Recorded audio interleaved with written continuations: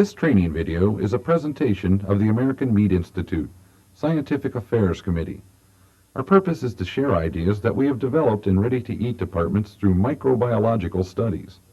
We believe this information would be of interest to the following personnel in your organization: engineering maintenance, equipment subcontractors, quality control and other technical personnel, sanitation crews, executive staff personnel, equipment suppliers.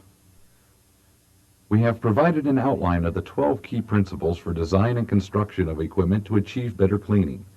Please use this for taking notes during our presentation. Over the past several years, numerous articles have been written about listeria surviving the heat processing of foods. Plant surveys have been made, and listeria have been found in raw materials, in floors, walls, floor drains, refrigeration unit drip pans, and so forth.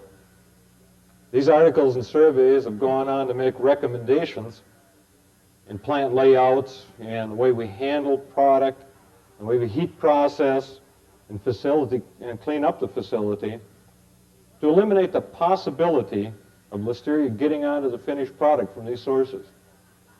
The message I want to give to you is that the most probable source of listeria contamination of ready-to-eat products comes from the equipment used to weigh, to peel, to slice, convey, and package these finished products. For years, we've built and purchased equipment which can be gotten visually clean, but not bacteriologically clean. In October of 1976, Food Processing magazine published an article titled "Sanitary Design Principles for the Food Industry." I've taken 12 of the recommendations from this article and will show how these common sense rules are routinely ignored by equipment designers, whether they be in our in-house designers or people designing equipment from the outside. Each of these problems illustrated has been shown to be contaminated with a variety of microorganisms, including Listeria monocytogenes. Now, our goal is that equipment should be designed and constructed so that it can be readily cleaned. Rule 1, all equipment shall be constructed of corrosion-resistant and non-porous materials. Here is a case where a conveyor belt, a rubberized conveyor belt, on the backside is a fabric reinforcement. The fabric wicks up water, it picks up and holds water, it never dries out. This is the perfect type of location where you can have microorganisms growing on a continuing basis. All surfaces in the exposed product zone should be readily accessible for cleaning and inspection. Yet, here is a roller on this conveyor and another roller on this conveyor, which are finished product conveyors. Now, these rollers look innocuous enough, but if you look at the construction of them, these are made by using a hollow tube, by fitting plastic end caps into the end, and then the shaft goes through the center of this tube. What happens is that during sanitation or during production, the interior hollow of these conveyor rollers fills up with water and meat debris. As they rotate, you get a certain degree of movement, flow in and out of here. You get water and stuff moving in, you get stuff moving out. These completely fill up with very sludgy, bacterial-laden materials which contaminate your finished product surfaces. Readily available for inspection. There's no way that a cleanup person can see the backside of this conveyor framework. There's no way they can see the underside of this in order to be able to clean. This piece of equipment is full of hidden areas that there's no possibility that even the most determined sanitation people can get clean. Here's another type of hollow conveyor roller. These are beads strung on wires. Well, between the bead and the wire, there's an annular opening. Again, these fill up with moisture, product. Every time product rolls over the top of these conveyors, they pick up a bacterial load from the interior of these. All surfaces contacting a product shall be non-porous, free from pits and scale. Yet, we continue to build equipment made of aluminum. And you can see over a period of time, and this period of time in this particular case is only about a year, the deep pits and cracks that are formed in here. All parts of the product zone shall be free of recesses, open seams, gaps, inside threads, inside shoulder, bolts, and dead ends. Yet, you have an internal crevice right along a in-feed conveyor chain. That is a gap where two pieces of metal join right together. You can see from the backside the seam that's formed. All during the day, moisture and product residues are squeezed into that seam, and then with varying pressures, drives, you get the stuff, same stuff, leaking back out and onto your product that you're slicing. Here's another case, open seam. I've inserted a piece of paper in the back of this so you can see the size of the crack. Now this is right directly over the top of the product zone. Here is a scraper which is attached to the bed of a slicer. Now it's screwed down to the bed of the slicer. Well, you can see that the bed itself is made out of dimpled steel so that you don't have a seal between this bolted on or screwed on metal piece and the framework itself. In cross section, you have very large openings in here that fill up with meat debris, with water. Your product, as it's going across there, is constantly being inoculated with bacteria, which are harbored under here. Again, same piece of equipment, again showing this seam, open seam in the top where organisms harbor, can drip right down onto the product surfaces. Bearings shall be located outside the product zone and mounted so they cannot form pockets. Here's a typical bearing we use on conveyors. Flange bearing mounted on the outside frame of a conveyor. From the other side, it looks like this. Here's your sprocket, here's the shaft going in, here's the opening cut into the side wall of that conveyor frame. When you look at that, what you see is this. This is your frame of your bearing. These are the bolts holding it into the side sheet of that conveyor. There is a pocket on the back side of that conveyor, or the back side of that bearing. That pocket fills up with water during cleanup, so it's standing full of water when you start this line in the morning. It's filled with meat residues that have lodged in there during the day. When the conveyor is started up, this water works its way out along the shaft, up the sprocket, right onto the product handling surfaces. This bearing is remotely located. It's not right on the product, it's right over the product. But you can see the mechanical forces and the forces involved, how contamination from this source ends up onto your product.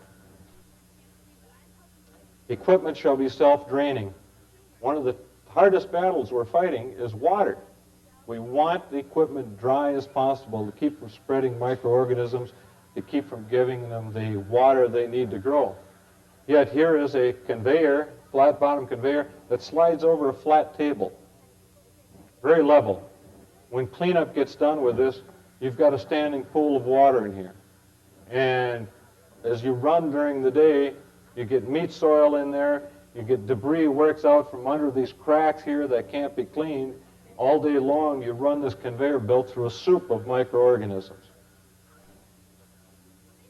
Horizontal ledges or frame members should be held to a minimum.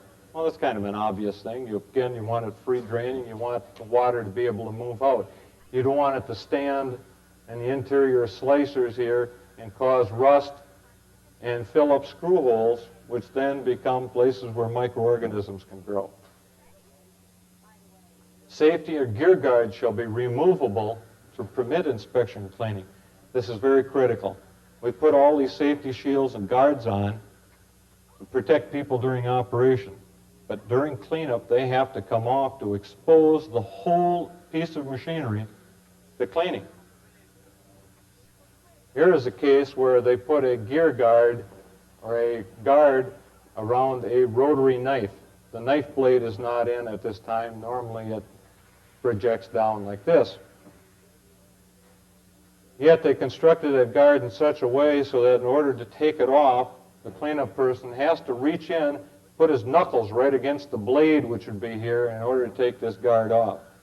Now, sanitation people don't like to do that. This is a case where they have a great protection for the people who are doing the operation, but they put this guard in such a way that cleanup people are reluctant to take it off and clean under there. And if they're reluctant to take it off, it doesn't come off.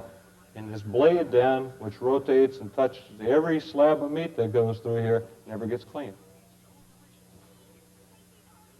All welding should be continuous, smooth, even, and relatively flush with the adjacent surface.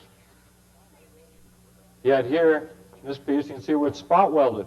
Tack welded here, you have an open seam, and it was tack welded up someplace else.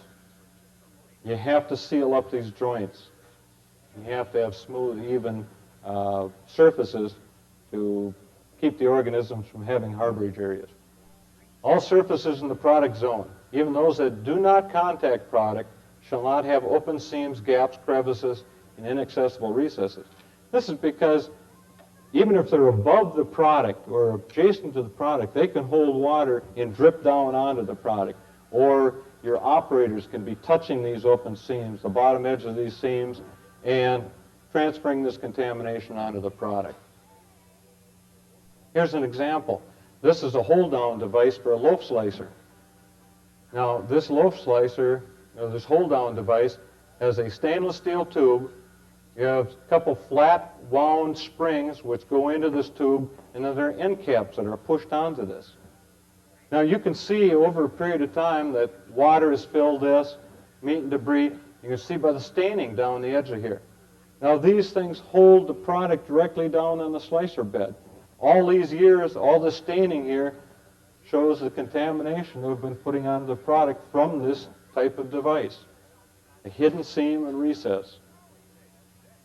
Where parts must be retained by bolts or nuts, a fixed stud with wing nuts should be used rather than screws to a blind hole. That's when you build framework, because when you build framework of tubular steel, you don't want to ruin the integrity of that tube. You want to keep that tube sealed so it doesn't fill up with water and debris and become a breeding area for organisms. Electric motors should be sealed to prevent entry of water and product.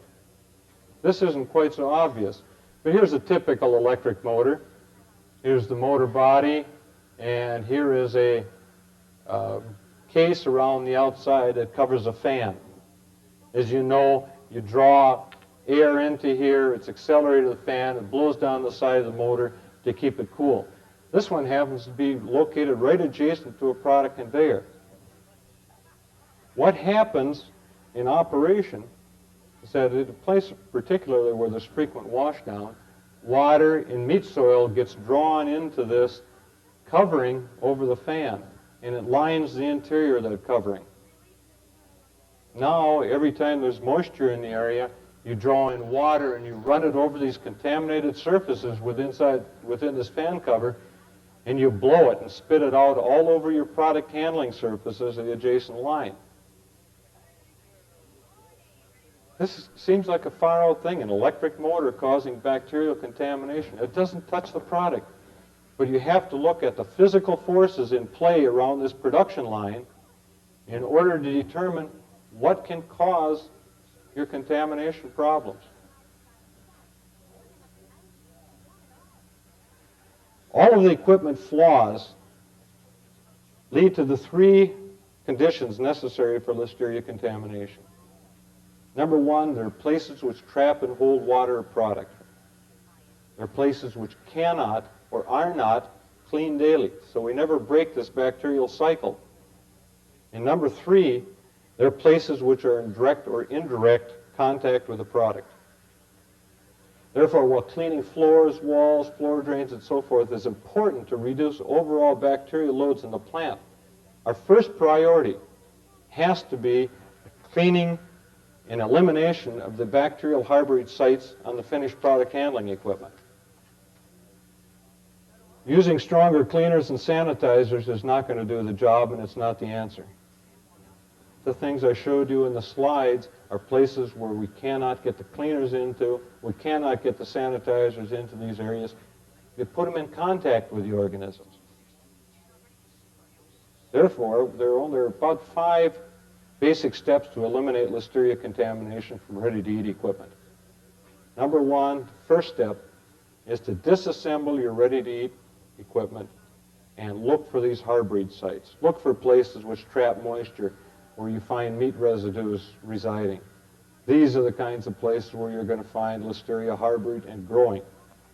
Number two, once you identify these sites, change your cleaning procedures to routinely do more disassembly and more cleaning to get at these sites.